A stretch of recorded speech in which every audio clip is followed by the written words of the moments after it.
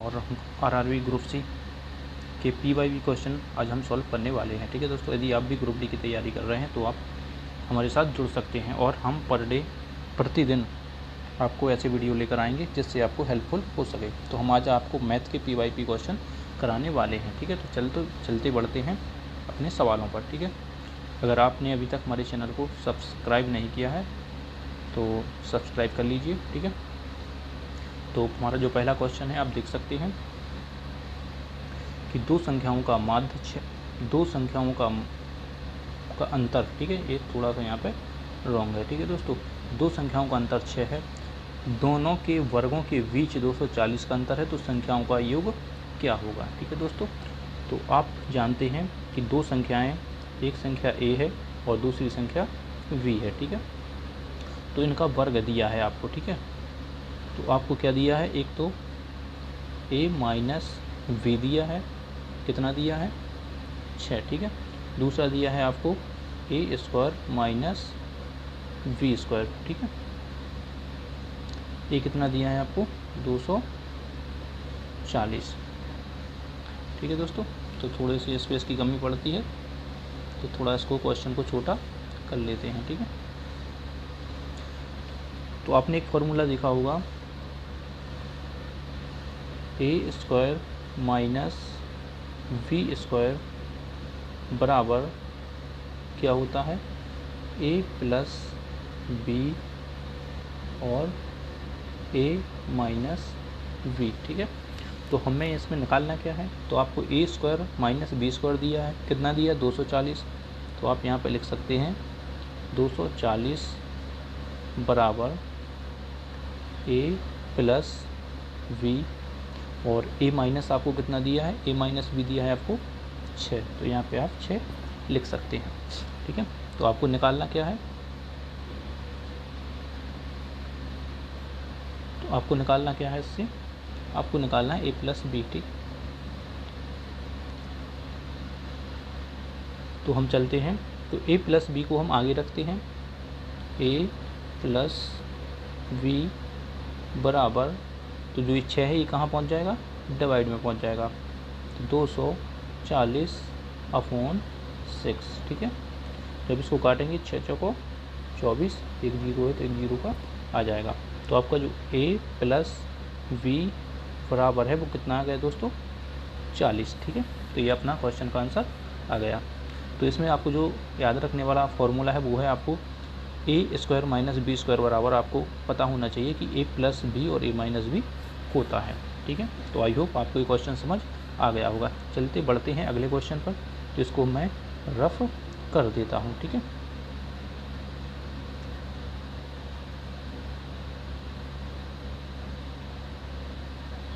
ठीक है, तो अगला क्वेश्चन लेते हैं। देखिए अगला क्वेश्चन क्या है आपका, क्वेश्चन को लिख लेते हैं। तो ये बड़ा सिंपल सा क्वेश्चन है, आपको दिया है 1.34 अपॉन 2.68। ठीक है, इसका आंसर क्या होगा। देखिए यहाँ भी दो अंकों बाद दशमलव है, यहाँ भी 2 अंकों बाद दशमलव है, तो दशमलव से दशमलव क्या होगा, कट जाएगा। ठीक है, दशमलव से दशमलव क्या होगा, कट जाएगा। ठीक, ओहो क्या हो रहा है, ठीक है, दशमलव से दशमलव क्या होगा, कट जाएगा, तो अब इसको हम लिख सकते हैं 1.34 अपॉन 268। ठीक है, जब आप इसे काटेंगे तो 134 एकम 134, 134 दूनी 268, तो इसका जो आंसर आया वो क्या है 1/2। ठीक है, इसका आंसर क्या आया 1/2।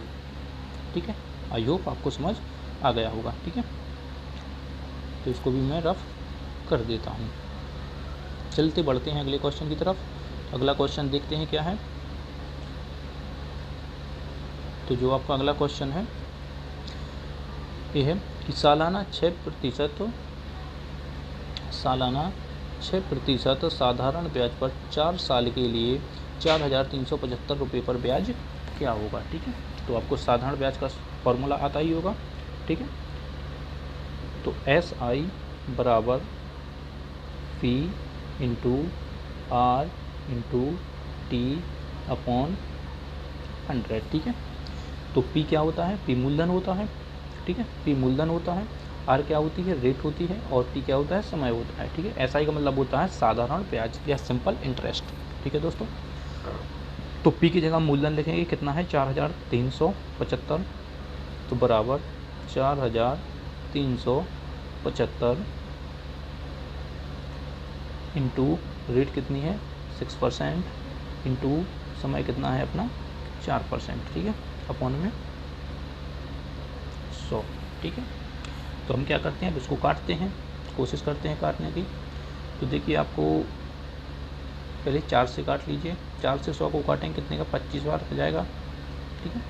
अब 25 को आप या तो 25 से ही से काट सकते हैं या फिर 5 से काट सकते हैं, ठीक है। तो 5 से काटना थोड़ा इजी रहता है। तो 55 40 बचा 3, यहाँ पे 7 है, हो गया 37, ठीक है। तो 5 7 35 बचा 2, तो 25 हो जाएगा, तो 55 25, ठीक है। और 5 से कटेगा 5 बार, 5 से फिर काटते हैं, तो 5 से कटेगा 5 एकम 5 बचा 3, 5 7 35, ठीक है, बचेगा 2, 55 25, 5 से 175 बार कटेगा। तो अब हम क्या करते हैं, 175 में हमें गुणा करना है 6 का, ठीक है। तो 175 इंटू 6, अब बराबर में कितना आएगा 6 पंचे 30, आंसर लाइन 3, 6 7 42 और 3 45, आंसर लाइन 4, 6 एकम 6, 6 और 4 10, तो आंसर कितना आया 1050, ठीक है। आंसर कितना आया 1050। तो देखिए ऑप्शन भी इसमें दिए हुए हैं, ऑप्शन पे तो हमने ध्यान ही नहीं दिया, तो 1050 आपका बी ऑप्शन सही हो जाएगा, ठीक है। कौन सा ऑप्शन सही हो जाएगा, बी ऑप्शन सही आपका हो जाएगा, ठीक है। तो आई होप आपको इस क्वेश्चन भी समझ आ गया होगा, ठीक। तो चलिए बढ़ते हैं अगले क्वेश्चन की तरफ, इसको थोड़ा सा जूम कर लेते हैं, ठीक है दोस्तों।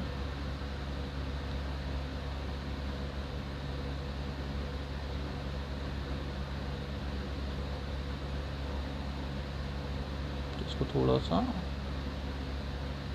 जूम कर लेते हैं, ठीक है। तो अभी थोड़ा सा ही रहेगा, इसको रफ कर देते हैं। तो जो आपका अगला क्वेश्चन है, अगला क्वेश्चन है, एक वस्तु 6 सेकंड में 20 मीटर की दूरी तय करती है और फिर अगले 4 सेकंड में 30 मीटर की दूरी करती है, ठीक है। तो इसमें दिया है कि 6 सेकंड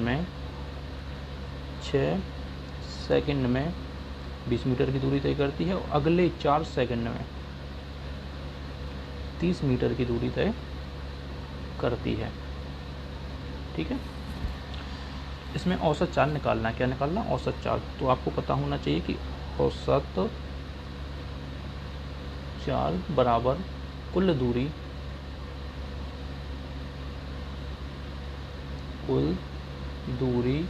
बटे कुल समय, ठीक है, ये होता है, ठीक है, औसत चाल। तो औसत चाल तो हम कुल दूरी इसमें लिख लेते हैं। कुल दूरी कितनी है, पहले 20 मीटर चली फिर 30 मीटर चली, तो कुल दूरी कितनी आएगी आपकी, कुल दूरी आएगी 20 और 20 प्लस 30 अपॉन समय कितना है 6 प्लस 4, ठीक है। तो 20 और 30 से कितना हो जाएगा 50 अपॉन 10, 10 से काटोगे कितना जाएगा 5, तो ये क्या आ जाएगा 5 मीटर प्रति सेकंड, ये क्या आ जाएगी आपकी एवरेज स्पीड आ जाएगी, ठीक है। तो आई होप आपको ये क्वेश्चन भी समझ आ गया होगा, ठीक है। इन सबको मिटा देते हैं, चलते बढ़ते हैं अगली क्वेश्चन की तरफ, ठीक है।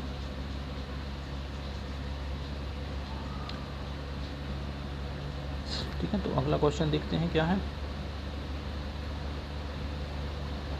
तो लीप वर्ष में कितने विषम दिन होते हैं, हालांकि ये रीजनिंग का क्वेश्चन है फिर भी मैथ में डाला है, ठीक है। तो लीप वर्ष में आपको पता होगा कि जो सामान्य वर्ष में है विषम दिनों की संख्या कितनी होती है, सामान्य वर्ष में 1 होती है, और जो लीफ वर्ष होता है इसमें कितनी होती है? 2 होती है। ठीक है, आई होप आपको समझ आ गया होगा। ठीक है, चलते बढ़ते हैं अगले क्वेश्चन की तरफ।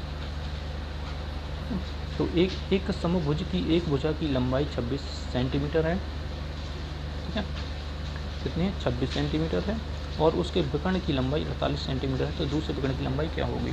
तो समभुज दोस्तों आपको पता ही होगा क्या होता है। ठीक है, तो बात करें समभुज की। ठीक है, ये आपका समभुज हो गया। ठीक है, ये आपका समभुज हो गया, जिसकी भुजाएं चारों समान हो। इसमें दिया है कि इसकी भुजा जो है वो कितनी है? 26 सेंटीमीटर। ठीक है, oh sorry, I hope, please sorry, ये समभुज दिया है। ठीक है, क्या दिया है दोस्तों? समभुज दिया है।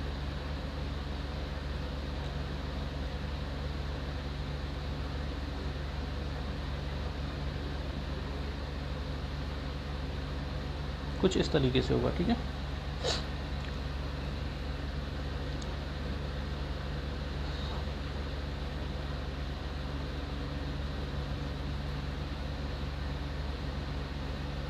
तो इसकी जो लंबाई है वो 26 सेंटीमीटर है। ठीक है, भुजा की और कितनी है? 26 है, और एक विकर्ण की लंबाई कितनी है? ये 48 है। तो दूसरे विकर्ण की लंबाई निकालनी है। तो क्या होता है इसमें दोस्तों, जब भी विकर्ण काटते हैं तो यहाँ पे 90 का कोण बनता है। तो ये 48 है, तो इसका आधा कितना होगा? 24 होगा। ये कितना है? 26 है, ये कितना होगा? 10 होगा। ट्रिपलेट आपको पता ही होगा। ठीक है, क्योंकि ये कर्ण है और ये लंब और आधार है। ठीक है, ए 10 और ए 10, इस तरीके से इसका कितना हो जाएगा? 20 हो जाएगा। ठीक है, बढ़ते हैं अगले क्वेश्चन पे। देखिए अगला क्वेश्चन,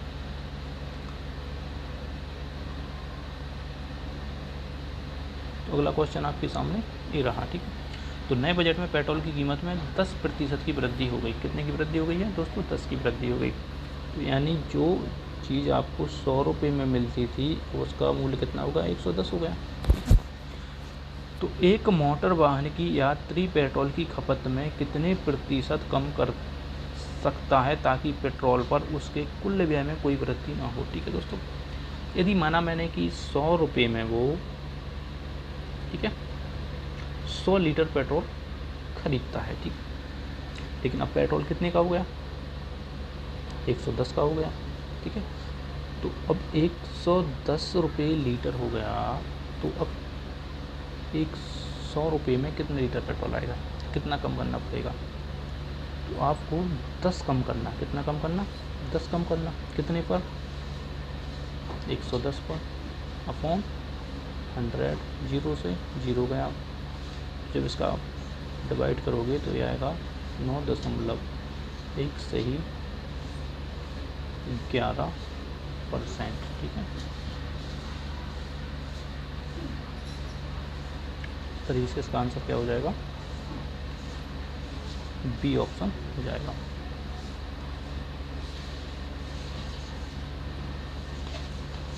तो अगला क्वेश्चन देखते हैं क्या है।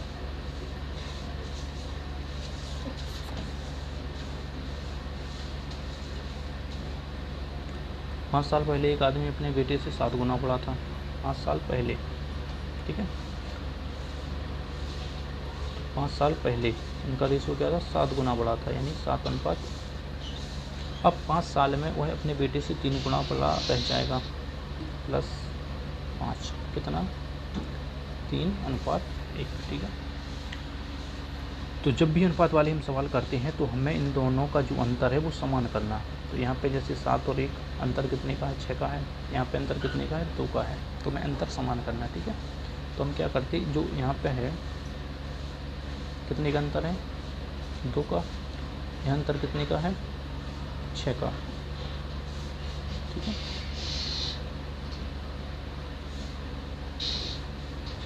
यहाँ पे अंतर कितने का है? 6 का। तो हम क्या करेंगे कि यहाँ पे 2 का मल्टीप्लाई, यहाँ पे 6 का मल्टीप्लाई। ठीक है, तो 2 का मल्टीप्लाई करेंगे तो कितना हो जाएगा? 14:2। 6 का मल्टीप्लाई करेंगे तो कितना हो जाएगा? 6×3 = 18:6। देखिए तो अनुपात बराबर हो गया।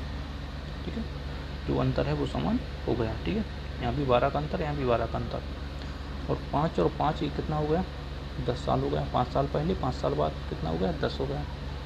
यहाँ का जो अंतर है कितना है, 4 का अंतर है, यानी कि 4 की वैल्यू दे रखी है वो 10 साल है।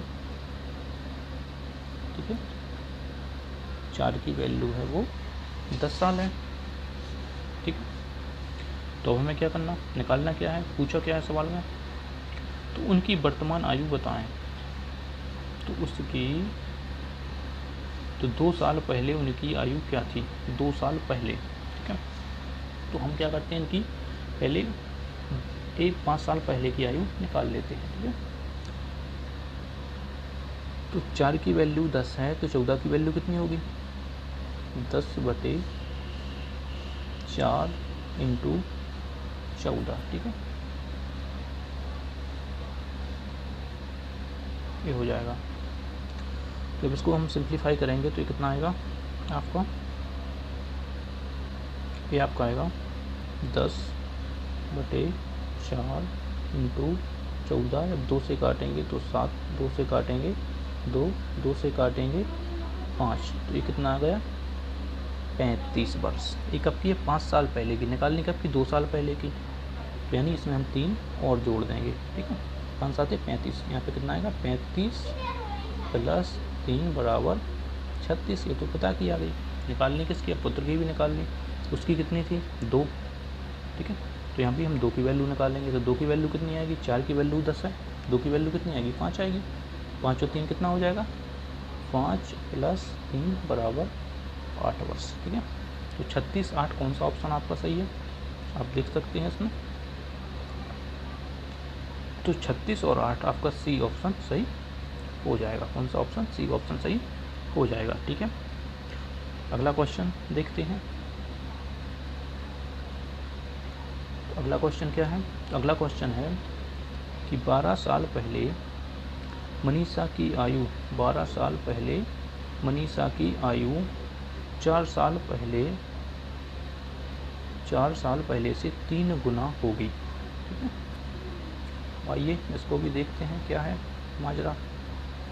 देखिए दोस्तों, बड़े इजी सवाल होते हैं। अगर आपने सोच लिया कि मुझे एग्ज़ाम को फोड़ना है तो लग जाइए, दिन रात एक कर दीजिए, सब कुछ छोड़ दो। ठीक है, सब कुछ छोड़ना पड़ेगा आपको। यदि आपको गवर्नमेंट जॉब लेनी है तो आपको सब कुछ छोड़ना पड़ेगा। ठीक है, और बात रही परिस्थिति, तो परिस्थिति हमेशा हर किसी की ख़राब होती हैं। ठीक है, जो परिस्थिति से लड़ा नहीं वो आगे बढ़ा नहीं। अगर आप भी आगे बढ़ाना चाहते हैं तो परिस्थितियों से आपको भी लड़ना पड़ेगा। कैसी भी परिस्थिति हो, कैसा भी हो, आपको हर हाल में पढ़ाई करनी है, मजबूरियों को मत कोसो। ठीक है, हर हाल में आगे बढ़ो। चलिए देखते हैं अगला क्वेश्चन क्या है।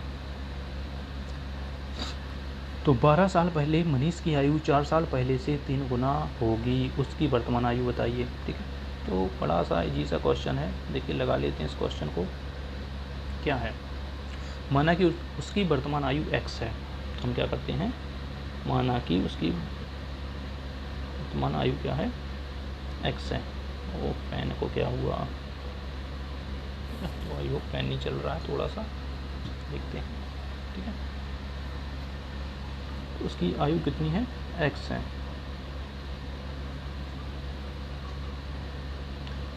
तो माना कि उसकी आयु x है, तो अब इसमें है क्या कहा है कि 12 साल बाद, तो 12 साल बाद क्या हो जाएगा, प्लस 12 कर दो। मनीष की आयु 4 साल पहले से, 4 साल पहले अभी कितनी है, x है, 4 साल पहले क्या होगी, x - 4, 3 गुना होगी इंटू 3। ठीक है, बन गया। तो इक्वेशन बनाएंगे तो x + 12 बराबर x, 3 का गुणा x में करेंगे कितना हो जाएगा, 3x माइनस 3 का गुणा 4 में करेंगे कितना हो जाएगा, 12। ठीक है, तो हम क्या करेंगे, 3x को इस तरफ लाएंगे तो प्लस से माइनस हो जाएगा, तो ये बचेगा x माइनस हो जाएगा, तो 2x बराबर ये भी माइनस है, और प्लस जो प्लस 12 उस तरफ जाएगा तो माइनस हो जाएगा, तो माइनस माइनस प्लस तो कितना हो जाएगा, 24। ठीक है, तो x की वैल्यू कितनी आएगी, 24/2 बराबर 12। तो वर्तमान आयु पूछी है। ठीक है, तो उसकी कितनी होगी, 12 वर्ष होगी। कितनी होगी, 12 हो जाएगी। ठीक है, आई होप आपको ये सवाल भी समझ आ गया होगा। ठीक है, आइए बढ़ते हैं अगले क्वेश्चन की तरफ। ठीक है, तो दोस्तों ये सब एक ही सेट में पूछे गए सवाल हैं, कोई अलग अलग सेट के क्वेश्चन नहीं है, एक ही सेट में पूछे गए क्वेश्चन मैंने आपको लिए हैं। ठीक है, तो अगला क्वेश्चन देखिए आप, 8 सबसे छोटी संख्याओं का माध्य 12.5 है, जबकि समूह की सभी 14 संख्याओं का माध्य कितना है। सभी 14 संख्याओं का माध्य 14 है। ठीक है, तो 6 सबसे बड़ी, यहाँ पे 6 सबसे बड़ी, कौन सी सबसे बड़ी, यहाँ पे बड़ी मिसप्रिंट है। ठीक है, 6 सबसे बड़ी संख्याओं का माध्य क्या होगा। ठीक है, तो आपको कैसे करना, तो 14 संख्याओं का माध्य 14 है। ठीक है, तो यानी 14 संख्याएं हैं और उनका माध्य कितना है, 14। तो यानी टोटल कितना होगा, 14 × 14 कितना होगा, 14 × 14, 14 × 14 कितना हो जाएगा, 196। इसके बाद क्या है, 8 सबसे बड़ी छोटी संख्याओं का माध्य कितना है, 12.5, 12.5 × 8, जब इसका मल्टीप्लाई करोगे तो ये कितना आएगा, 100। ठीक है, तो 14 संख्याओं का ये है, 8 का ये है, तो बची हुई 6 का क्या होगा, तो इसको माइनस कर देंगे। ठीक है, तो 14 में से 8 जाएगा, कितना बचा, 6, तो 6 संख्याओं का कितना आएगा, 96। हमें निकालना है इनका क्या, माध्य, तो 96/6 कितना आ जाएगा, 16। कितना आ जाएगा, 16 आंसर राइट हो जाएगा, जो कि ए ऑप्शन है। ठीक है, आइए अगला क्वेश्चन देखते हैं। आई होप आपको ये क्वेश्चन भी समझ आ गया होगा। ठीक है, अगला क्वेश्चन क्या कहता है, एक व्यक्ति अपने घर से 2 घंटे में अपने कार्यालय तक पहुंचता है, कितना समय लेता, टोटल 2 घंटे लेता है। वह जो भी दूरी है उसका 1/4 15 किलोमीटर घंटे से। ठीक है, और बाकी 1/2 30 किलोमीटर घंटे से। ठीक है, और जो शेष बचा वो 5 किलोमीटर घंटे की रफ्तार से चलता है। ठीक है, तो माना कि दूरी डी है, तो पहले तो आपको ये पता होना चाहिए निकालना क्या है, व्यक्ति की औसत गति निकालनी है। ठीक है, समय दिया है, तो समय बराबर क्या होता है, अगर फॉर्मूला लिखें कि समय बराबर क्या होती है, दूरी बटे चाल। ठीक है, तो समय दिया है, चाल दी हुई है, हमें क्या दूरी निकालनी है, तो बड़ा सिंपल है निकालना। ठीक है, पुट करते हैं, देखिए, तो माना कि दूरी को हम डी मान लेते हैं, क्या मान लेते हैं, डी। समय कितना है, 2 घंटे। ठीक है, समय कितना है, 2 घंटे, तो 2 बराबर दूरी हमने डी मान ली, इसका भी कितना चल रहा है, 1/4। ठीक है, पहले कितनी स्पीड से, 15 स्पीड से। ठीक है, अगली बार D/2, ठीक है, उसका 1/2 कितनी स्पीड से, 30 की स्पीड से। ठीक है, तो 1/4 15 की स्पीड से चला, 1/2 30 की स्पीड से चला, तो अब जो शेष दूरी बची वो कितनी बची, वो भी 1/4 बची, यानी D/4 वो कितने से चला, 5 की स्पीड से चला। ठीक है, तो आगे हम क्या लिखेंगे, 2 बराबर D/15 60 plus D/3 60 plus D/5 20। ठीक है, अब इसको हम जोड़ेंगे, तो जोड़ने के लिए हमें क्या करना पड़ेगा, इसका एलसीएम लेना पड़ेगा। ठीक, तो इसका हम एलसीएम ले लेते हैं, तो 60 और 20 का एलसीएम क्या आएगा, 60 आएगा, तो 60 एकम 60, तो यहाँ पे 1D। ठीक है, प्लस 60 एकम 60, 1 का गुणा डी में करोगे तो यहाँ भी 1D, प्लस 20 से 60 को काटोगे 3 बार कटेगा, 20 या 60, तो यहाँ पे 3 का गुणा डी में करोगे तो कितना आ जाएगा, 3D बराबर। ठीक है, यहाँ पे तो ये 2 घंटे है ही, तो 1D और 3D, कितने डी हो गए, 1D 2D 3D 5D, ये आएगा 5D/60। ठीक है, बराबर में 2 तो है ही, तो यहाँ से इक्वेशन को आपको सॉल्व करना आना चाहिए। ठीक है, तो जब हम आगे बढ़ेंगे तो 5D की हमें D की वैल्यू निकालनी है, तो जो 5D/60 अपॉन 60 बराबर 2 है। ठीक है, तो यहाँ से जो 5d बराबर है ये कितना आएगा 2 × 60। अगर बात करें d की तो d कितना आएगा 2 × 60 अपॉन 5। 5 से इसको काटो, कितने बार कटेगा 12, 12 दूनी 24। तो d की वैल्यू कितनी आ गई 24। और पूछी हमसे क्या थी उसमें क्वेश्चन में, देखिए क्या d की वैल्यू पूछी,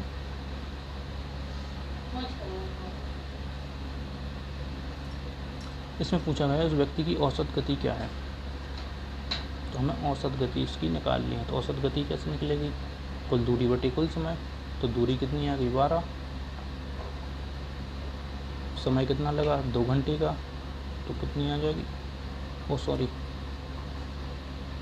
दूरी कितनी आई 24। ठीक है, दूरी कितनी आई 24, 2 घंटे का समय लगता है, तो औसत चाल कितनी आ जाएगी 12। ठीक है, तो थोड़ा सा लंबा क्वेश्चन है लेकिन आई होप आपको समझ आ गया होगा। तो एक बार और रिवीजन कर देते हैं। ठीक है, तो इसमें क्या है 2 घंटा टोटल समय दिया था, मैंने दूरी को d मान लिया। ठीक है, जब d माना तो d 1/4 15 की स्पीड से, 1/2 30 की स्पीड से, और जो बाकी बचा d/4 वो 5 की स्पीड से। तो हम इसको लिख लेंगे। तो यहाँ पे इनका मल्टीप्लाई किया तो d/60 plus d/60 plus d/20। ठीक है, तो 2 बराबर 1d प्लस इसका एलसीएम लिया, एलसीएम लेकर इसको काटा तो 1d और 3d, तो 5d/60, 5d/60 बराबर 2 है। तो 5d की वैल्यू कितनी आ जाएगी 60, इस तरफ आके मल्टीप्लाई हो जाएगा 120 हो जाएगा। ठीक है, तो 5d कितना आएगा, तो d की वैल्यू 24 निकल के आई। और हमसे पूछा क्या था औसत चाल, तो औसत चाल कितनी आएगी कुल दूरी बटे कुल समय। कुल दूरी कितनी आ गई आपकी 24, समय कितना लगा 2 घंटे का, तो औसत दूरी क्या आएगी। तो आई होप आपको हमारा वीडियो अच्छा लगा हो। ठीक है, और समझ आया हो। तो इसी तरह हमारे साथ बने रहिए और हमारे चैनल को सब्सक्राइब कीजिए, लाइक कीजिए एंड शेयर कीजिए अपने दोस्तों के साथ, ताकि आपको और आने वाले वीडियो ऐसे ही मिल सकें। ठीक है, तो मैं ऐसे ही वीडियो लाता रहूँगा। ठीक है दोस्तों, ऐसे ही वीडियो मैं ज़रूर लाता रहूँगा। और यदि कोई क्वेश्चन समझ ना आया तो कमेंट बॉक्स में कमेंट ज़रूर करें। ठीक है।